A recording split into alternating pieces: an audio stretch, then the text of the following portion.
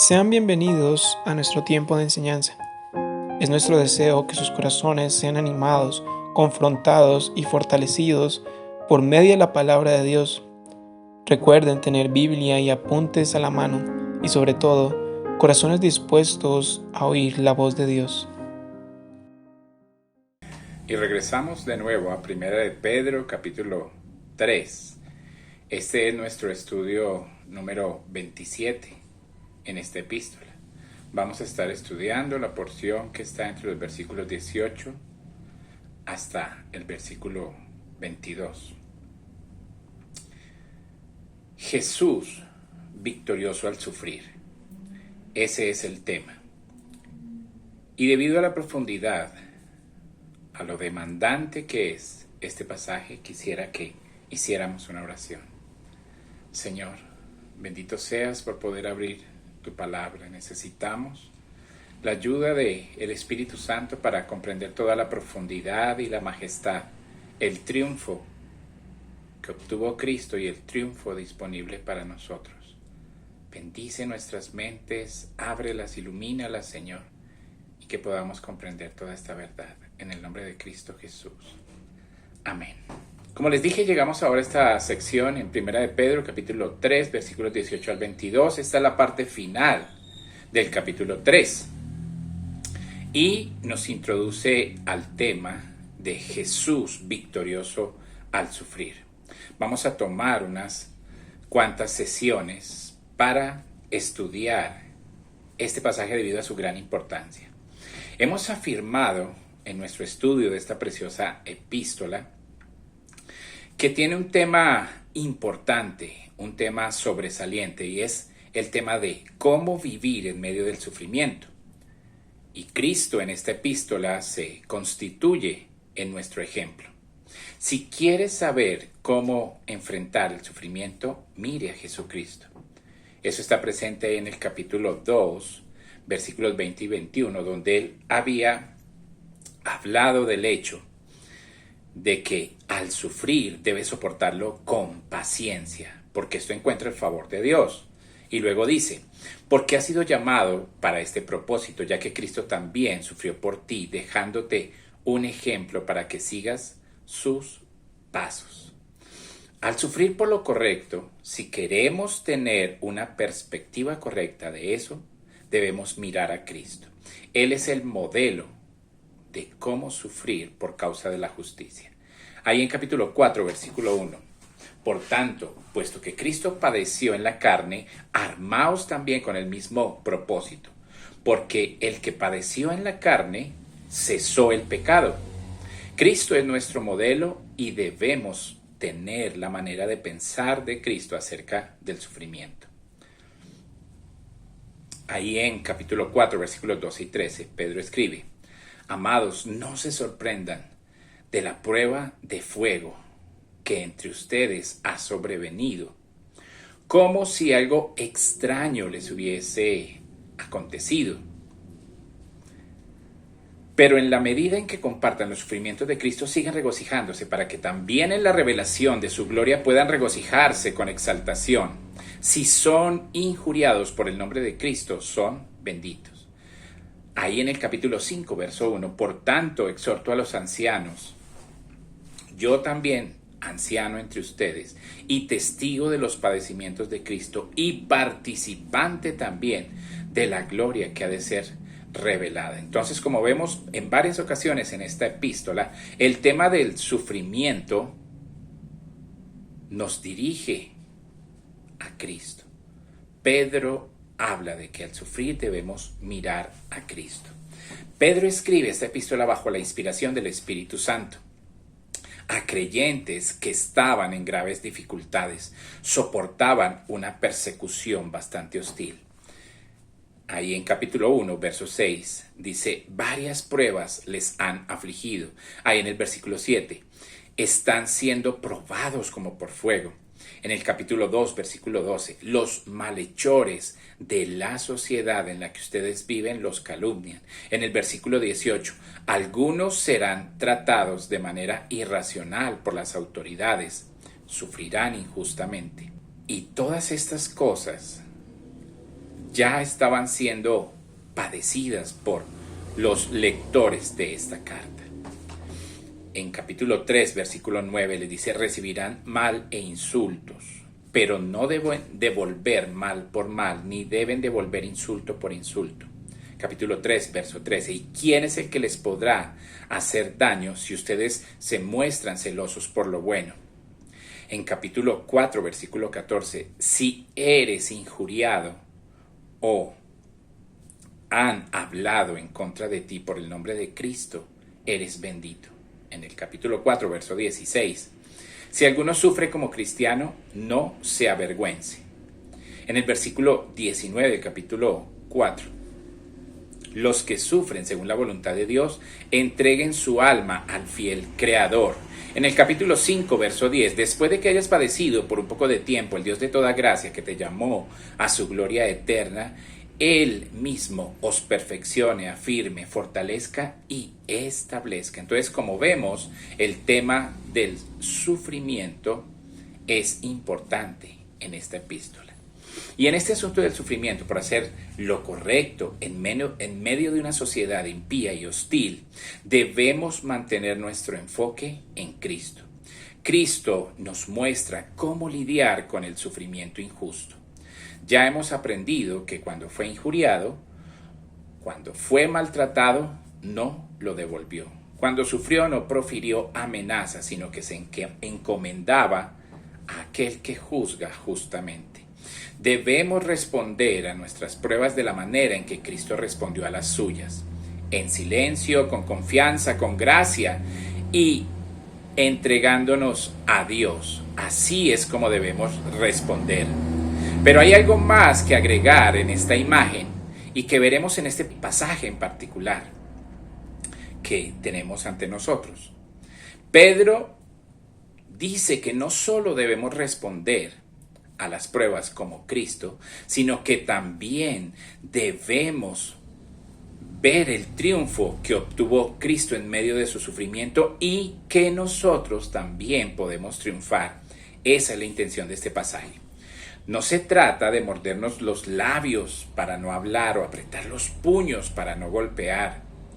Se trata de que hay triunfo, hay victoria, hay conquista en medio del sufrimiento, de la prueba. Y eso en ninguna persona se ilustra tan gráficamente como en el Señor Jesucristo. Aprendemos entonces no solo a tener la actitud correcta en el sufrimiento, que implica comprometernos con nuestro Dios que es justo, sino anticipar incluso que a través de nuestro sufrimiento triunfaremos. Ese es el propósito de Pedro aquí en el capítulo 3, entre los versículos 18 al 22. Pedro dice: no se desanime, hay potencial de una gran victoria espiritual en medio de su sufrimiento. En el estudio anterior terminamos en el versículo 17 y vamos a retomar allí para hacer la transición al pasaje que nos vamos a ocupar. En el versículo 17 nos recuerda que hay dos causas para el sufrimiento del creyente. Puede sufrir por hacer lo correcto o puede sufrir por hacer lo incorrecto. Es muy probable que todos suframos en un momento u otro, y usted puede elegir la causa de su sufrimiento. Si sufre por hacer el mal, sufre a manos de Dios, porque Dios lo disciplinará como a su Hijo. Esto es solo para creyentes, los que tienen una relación con Dios como Padre. Si sufre por hacer lo correcto, sufrirá a manos de los hombres, pero Dios lo sostendrá. Así que elija. Lo más probable es que sufra en esta vida, pero usted debe elegir por qué lo hará. Al sufrir por lo que es correcto, no solo debe tener la actitud de Cristo, sino que también puede tener la certeza de que hay triunfo como Cristo triunfó. Leamos entonces los versículos 18 al 22 del capítulo 3. Porque también Cristo padeció una sola vez por los pecados, el justo por los injustos, para llevarnos a Dios, siendo a la verdad muerto en la carne, pero vivificado en el Espíritu, en el cual también fue y predicó a los espíritus encarcelados, los que en otro tiempo desobedecieron, cuando una vez esperaba la paciencia de Dios en los días de Noé, mientras se preparaba el arca, en la cual pocas personas, es decir, 8, fueron salvadas por agua.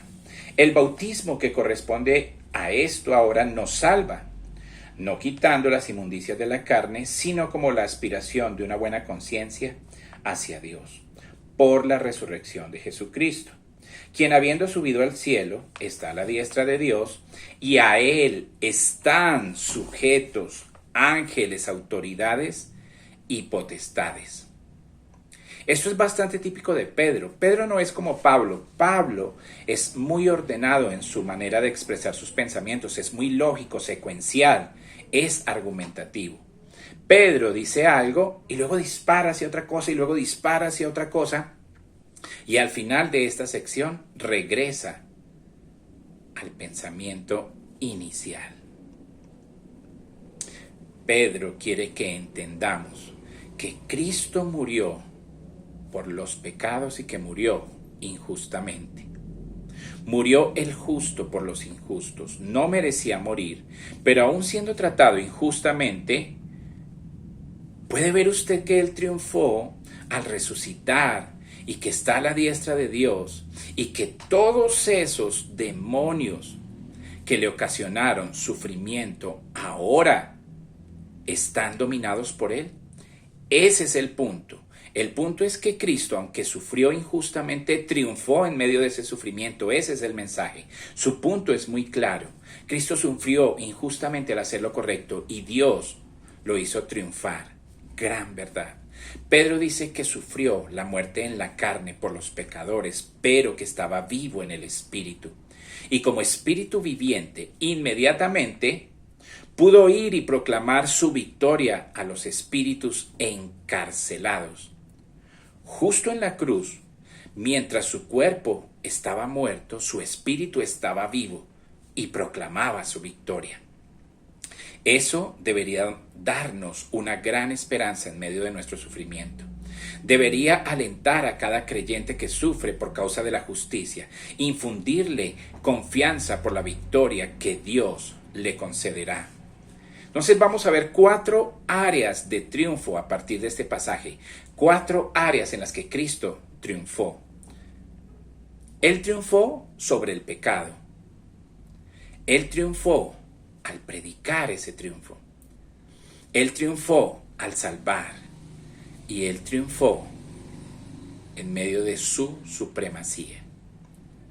Y aquí Pedro nos sumerge en la obra de la cruz, de la obra de Cristo en la cruz, como en ningún otro lugar vamos a ser sumergidos.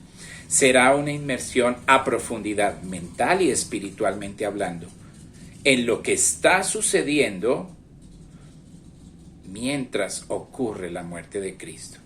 La riqueza aquí, francamente, solo es equiparada con la dificultad que ofrece este texto. Y entendemos la dificultad debido a que nos sumerge en cosas profundas y misteriosas. Pero al final veremos que valió la pena debido a que seremos alentados y enriquecidos gloriosamente. Este pasaje es muy exigente para estudiarlo, comprenderlo y enseñarlo, si queremos captar el triunfo de los sufrimientos de Cristo.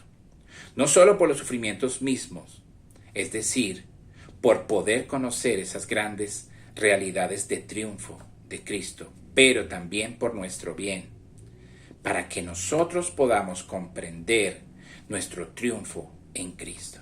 Entonces, en primer lugar, y para este tiempo no vamos a avanzar más, vamos a ver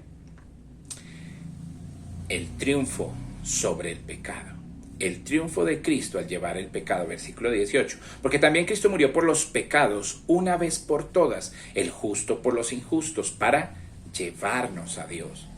El solo leer este texto exige un momento de silencio para asimilarlo, procesarlo. Cristo murió por los pecados una vez para siempre, el justo por los injustos para poder llevarnos a Dios. Cristo fue ejecutado injustamente, Él fue sin pecado. Pilato dijo la verdad cuando dijo: no halló culpa en Él. Los judíos tuvieron que inventar mentiras sobre Él, comprar falsos testigos para lograr una condena ilegal. Debido a que no había pecado en Él, Él era justo. el justo que moría por los injustos. Pero a pesar de que sufrió injustamente, triunfó. Su triunfo estaba en que a través de su sufrimiento nos ha llevado ¿a quién?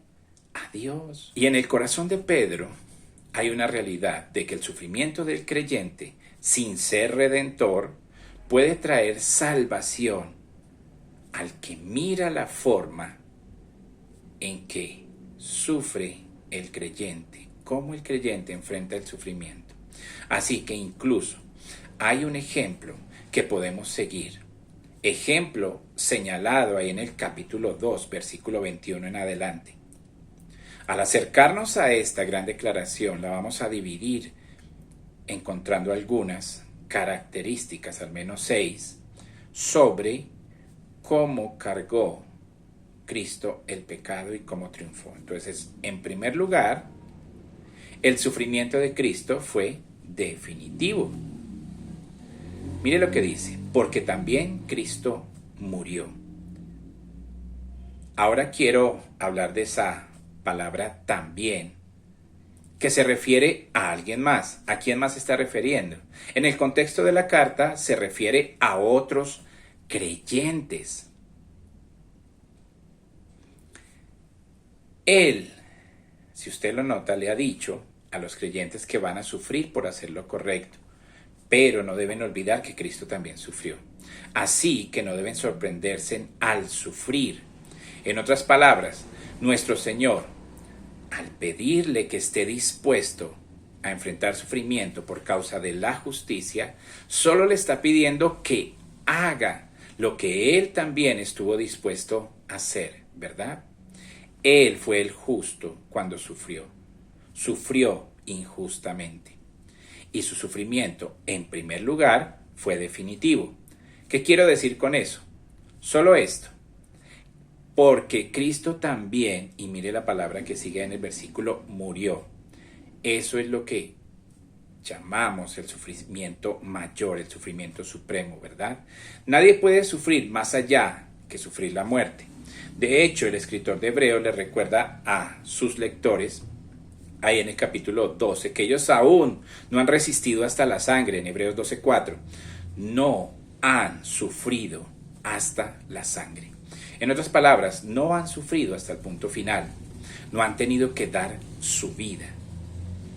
Cristo también murió. La implicación aquí es que Cristo sufrió hasta el punto de morir. Él sufrió hasta el fin.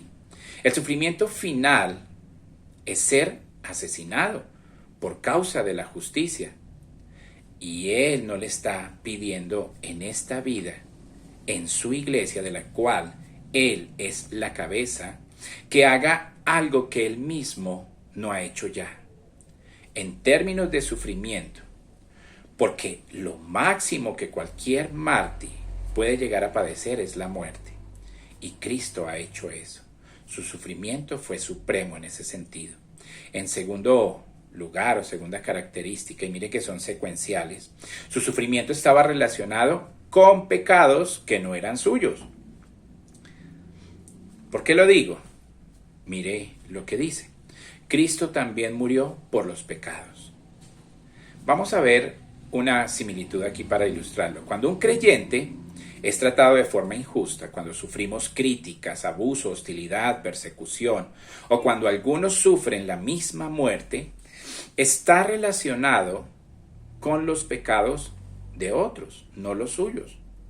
Hay un sentido en el que sufren por causa de los pecados de alguien más, ¿verdad? El pecado de odio, de rechazo, de ira, de hostilidad, de celos, envidia, homicidio, lo que sea.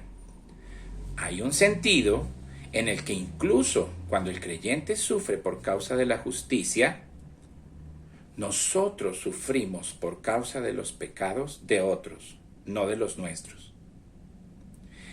Así es en el caso de Jesucristo, pero en una forma mayor. ¿Por qué? Porque no eran sus pecados los que ocasionaron su muerte, pero eran los pecados de otros. Si usted mira ahí en el capítulo 2, verso 22 de esa primera epístola, dice que no cometió pecado. Nunca en su vida Cristo pecó. Nunca pensó o dijo algo desconsiderado. Y voy a ir más allá. Nunca pensó o dijo nada que no fuera perfectamente sagrado o santo. Y sin embargo sufrió por los pecados. No fueron sus propios pecados los que lo pusieron allí. De hecho, hay un sentido en el que esta frase murió por los pecados, si usted mira, se usa en las Escrituras para hablar de una ofrenda por el pecado. Así lo usa Pablo ahí en Romanos 8:3, también lo usa el autor de Hebreos ahí en Hebreos 10, versículo 6 y versículo 8. Cristo sufrió como ofrenda por el pecado.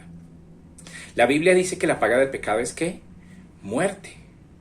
El Antiguo Testamento presentó la realidad de que debido a los pecados, el pecador debía hacer una ofrenda. Y Dios requirió la muerte de un animal como símbolo de la necesidad de que alguien debía morir para cubrir sus pecados.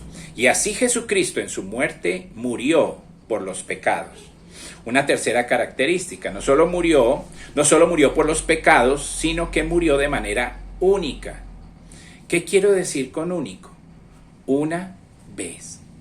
Algo que es único se distingue, no hay nada igual. La muerte de Jesucristo no solo fue el sufrimiento final, no solo se relacionó con el pecado que llevó, ya que Él murió por los pecados como el sacrificio para expiar los pecados, sino que en tercer lugar su muerte fue única. ¿Por qué? Porque Cristo también murió por los pecados. ¿Cuál es la siguiente palabra? Una vez. Esto es algo absolutamente único en griego. Una vez. Si usted mira el diccionario de Bain, dice que significa algo con una validez perpetua que no requiere repetición. Murió una vez. ¿Qué cree que eso significó en la mente de los judíos que, por ejemplo, en esa Pascua, ese año, sacrificaron al menos 250,000 corderos y lo hacían una vez? Cada año lo repetían constantemente. Y ahora la Escritura dice que Cristo muere una vez. Una vez fue suficiente para todos. Hebreos 7:26, hablando de lo tremendo del sacrificio de Cristo. Porque convenía que tuviéramos tal sumo sacerdote, santo, inocente, sin mancha, apartado de los pecadores y exaltado sobre los cielos. Y escuche bien, que no necesita diariamente, como aquellos sumos sacerdotes, ofrecer sacrificios primero por sus propios pecados y luego por los pecados del pueblo. Porque Él, Cristo, hizo esto una vez para siempre cuando se ofreció a sí mismo. Note aquí, por eso es que el nuevo pacto es mejor que el antiguo. Por eso el sacrificio de Cristo es mejor que cualquier otro sacrificio. Fue una vez por todas. En Hebreos 9, mientras el autor explora aún más en la majestad de la obra sacerdotal de Cristo, en el versículo 24 dice: Cristo no entró en un lugar santo hecho por manos, una mera copia del verdadero, sino en el cielo mismo para presentarse en la presencia de Dios por nosotros. Ni era que Él se ofreciera a sí mismo con frecuencia. ¿Lo comprendemos? Versículo 25, vamos a leerlo de nuevo. Ni era que se ofreciera a sí mismo con frecuencia, como el sumo sacerdote entra en el lugar santo año tras año con sangre que no es suya. Por el contrario, o si fuera así, Cristo habría tenido que sufrir a menudo desde la fundación del mundo, pero ahora, una vez en la consumación de los siglos, se ha manifestado, ¿quién? Cristo, para quitar mediante el sacrificio de sí mismo. Y esto lo hizo una vez y quitó el pecado. Entonces, Cristo, dice el versículo 28, habiendo sido ofrecido una vez para llevar los pecados de muchos. El énfasis está en una vez. Una muerte fue completamente suficiente para proporcionar la expiación por los pecados. Este fue diferente a cualquier otro sacrificio. Nunca necesita repetirse. Y aquí para aclarar, eso es lo que está mal en la celebración católica. Que ellos en cada reunión ofrecen a Cristo nuevamente. Eso está en contra de esta enseñanza. Cualquier acto religioso en el que se requiera presentar continuamente a Cristo como sacrificio, eso es un ataque contra la singularidad de su obra, de lo que Él logró en la cruz ese día. Tampoco, note, se está derramando continuamente sangre en el cielo. No hay más necesidad de obra alguna de parte de Cristo. Lo hizo una vez y fue completo. El sufrimiento de Cristo fue definitivo, fue por los pecados, fue único, nunca se repetirá. El sacrificio de Cristo satisfizo una vez y para siempre la ira justa de Dios hacia el hombre por romper su ley. En Juan 6:37 dice el Señor: todo lo que el Padre me da vendrá a mí, y al que a mí viene, ciertamente no lo echo fuera, porque he descendido del cielo, no para hacer mi propia voluntad, sino la voluntad del que me envió. Y esta es la voluntad del que me envió, que todo lo que me ha dado, no pierda yo nada, sino que lo resucite en el día postrero.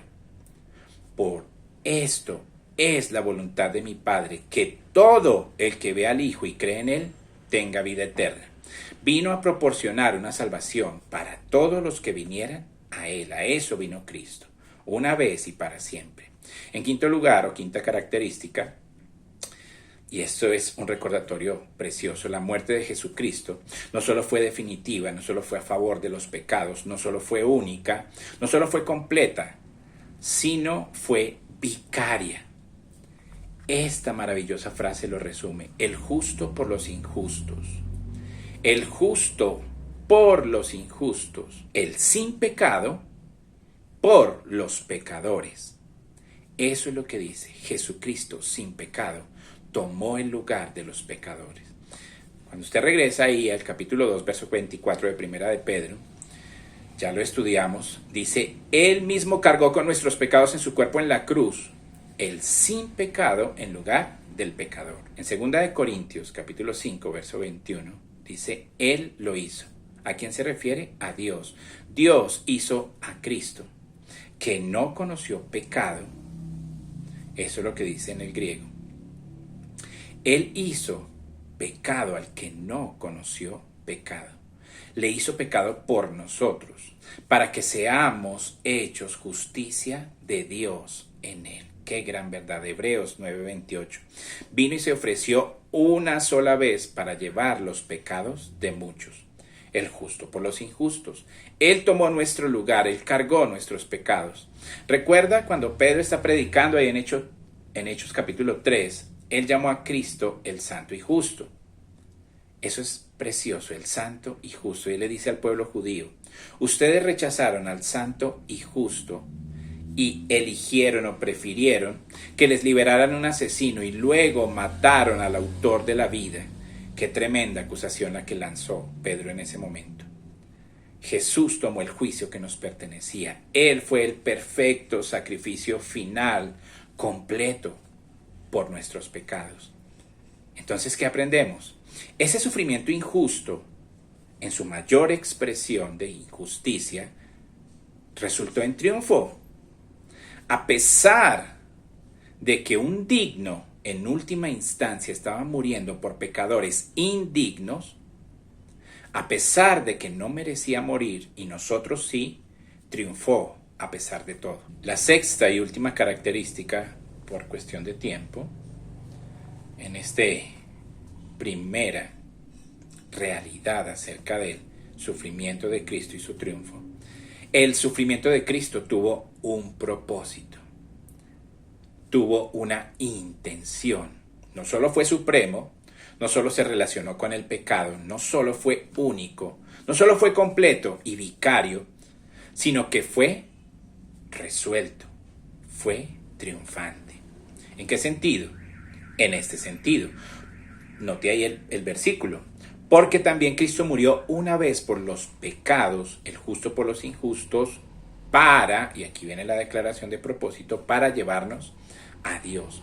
Jesucristo tomó en la cruz ese día todos nuestros pecados, soportó la oscuridad de la muerte y el abandono de Dios por nosotros y abrió el camino a Dios. Simbólicamente, Dios demostró la efectividad de la obra de Cristo al rasgar el velo del templo, la cortina que separaba el lugar santo del lugar santísimo, simbolizando así que había acceso hasta su misma presencia debido a la obra de Cristo. No más separación, no más sacerdocio. Todos somos sacerdotes de Dios. Todos tenemos acceso inmediato. Cristo nos trajo a Dios. Él satisfizo el justo castigo de Dios por el pecado requerido por la ley y abrió el camino a Dios. Él es nuestro pionero, así lo presenta Hebreos. Él es quien abre el camino hacia Dios. Este fue el propósito triunfal de su muerte por nosotros. La reconciliación con Dios, reconciliarnos con Dios. Por favor, fíjese en la palabra nosotros o para que nos lleve, para llevarnos. ¿A quiénes? A los elegidos.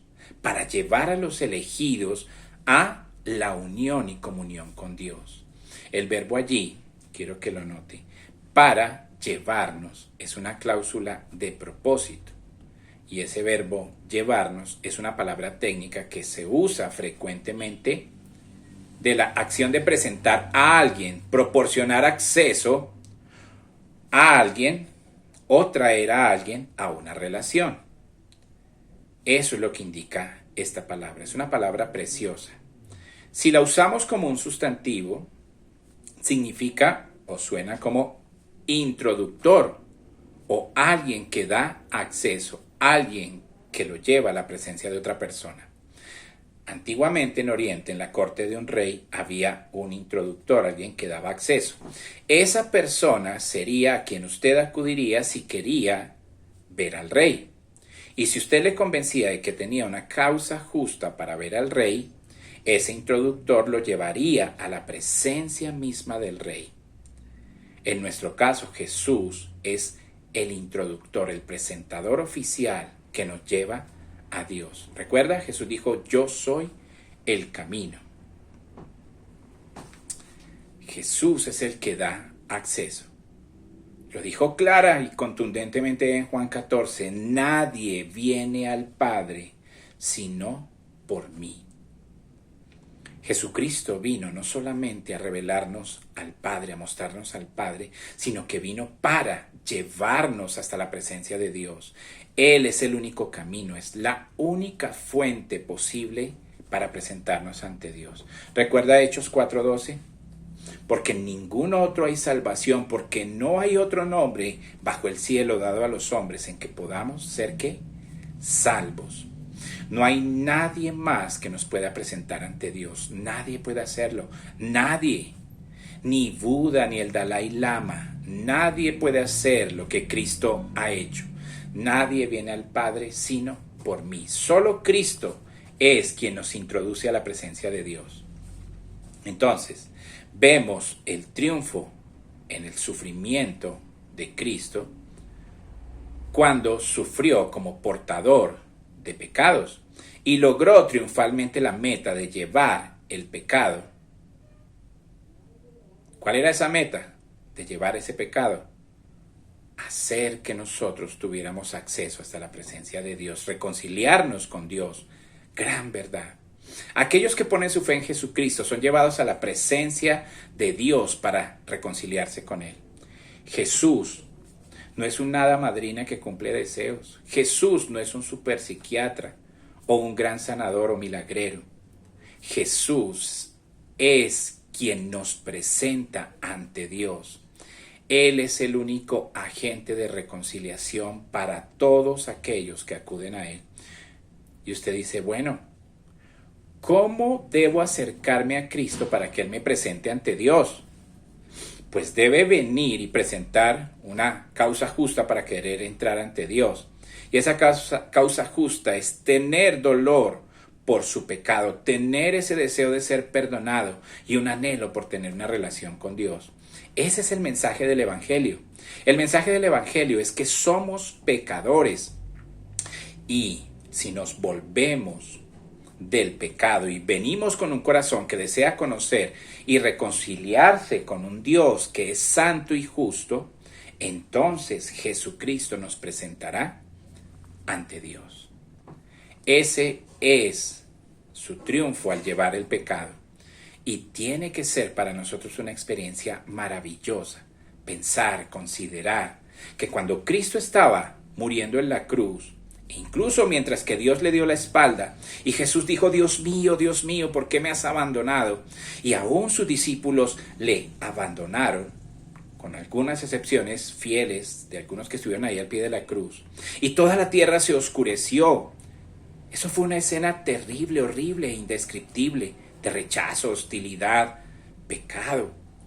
Pero a pesar de todo eso, Cristo estaba triunfando, porque estaba logrando la expiación, llevando la carga del pecado, que traería como resultado darnos acceso a la presencia de Dios. Así, de esta manera, el sufrimiento de Cristo fue llevando el pecado de manera triunfal. Voy a mencionar un segundo punto, una segunda característica. Les dije al principio que íbamos a ver 4. No hay tiempo para desarrollarlo, solo quiero despertar su inquietud. En el momento de la muerte de Cristo, también Él predicó un sermón de triunfo. Versículo 18. Habiendo sido muerto en la carne, pero vivificado en el Espíritu, en el cual también fue y proclamó, o predicó, o anunció a los espíritus encarcelados. Vamos a detenernos ahí. Habría sido suficiente que Cristo triunfara al llevar el pecado, pero también triunfó sobre los espíritus, sobre los demonios, de la manera más increíble. Debemos entender esto. La muerte de Cristo involucró toda la fuerza de los demonios del infierno, de Satanás mismo. Ellos estaban tratando de apagar, de aplastar su vida, procurando eliminarlo para siempre. Y allí, en medio de su muerte, aunque fue condenado a muerte en la cruz, su espíritu viviente fue a esos espíritus y les predicó un sermón de triunfo. Esta es una de las escenas más dramáticas, si no es la más dramática, detrás de todo el escenario de la muerte de Cristo. Uno de los escenarios más espantosos, impactantes y perturbadores que podemos imaginar que está detrás de su muerte. Eso es lo que describe ahí el versículo 20 de Primera de Pedro 3, que ocurrió en los días de Noé. Pero tranquilos, quedamos ahí como nuestra cabeza girando. Lo vamos a entender la próxima vez que nos veamos para seguir este maravilloso estudio. Pero quiero decirle algo. Todo este triunfo no se refiere solamente a Cristo. No es solamente por la gloria de Cristo, el bienestar de Cristo. Es también por el bienestar nuestro. Lo que Pedro nos dice es que al sufrir debemos sufrir triunfalmente como lo hizo Cristo. En cierto sentido, aunque sufrimos de manera injusta, puede haber una nota de triunfo en medio de ese sufrimiento, porque si lo atravesamos, si lo enfrentamos con el espíritu, con la actitud correcta, podemos llevar la salvación a otras personas. En segundo lugar, mientras sufrimos, a nuestro parecer puede ser que sintamos, creamos que los demonios están triunfando. Y Pedro quiere que sepamos que la verdad es que si sufrimos por la causa justa de Dios y nos entregamos al cuidado de nuestro Creador fiel, no solo triunfaremos sobre los pecados, también triunfaremos sobre los demonios. Pero eso es para la próxima ocasión. Oremos. Señor, muchas gracias por la verdad de tu palabra. Gracias por poder comprender el triunfo que hay en medio del sufrimiento, el triunfo que alcanzó Cristo al llevar nuestros pecados, al hacerlo una vez y para siempre, para llevarnos delante de ti, para ser aquel que nos lleva ante tu misma presencia, para ser la ofrenda que presentaste por nuestros pecados, para darnos acceso a ti, para liberarnos de la condenación justa que traía tu ley sobre nosotros. Muchas gracias por el Espíritu Santo que nos ha estado ayudando a comprender todas estas verdades. Ayúdanos a ser pacientes, a volver a estudiar este tema, porque hay mucha riqueza, mucho aliento en medio del sufrimiento. Oramos, Señor, que en medio de toda esta situación de pandemia, de dolor, de pérdida, de quiebras económicas, de pérdida de empleo, podamos experimentar la victoria en medio de ese sufrimiento. Cuando nuestros compañeros, nuestros familiares nos ven sufrir con regocijo, sabiendo que este no es el punto final de nuestra historia, que hay gloria para nosotros después del sufrimiento, y que ellos, al ver nuestra actitud de triunfo, puedan venir a la salvación que tú les ofreces en Cristo Jesús. Gracias por tan grande privilegio y tan grandes verdades. Te damos a ti la honra y el honor, ahora y siempre. Amén. Agradecemos a Dios el tiempo que hemos podido compartir escudriñando las Escrituras. Gracias por acompañarnos y recuerden que estas enseñanzas están en nuestro canal de YouTube y que podrán verlas nuevamente.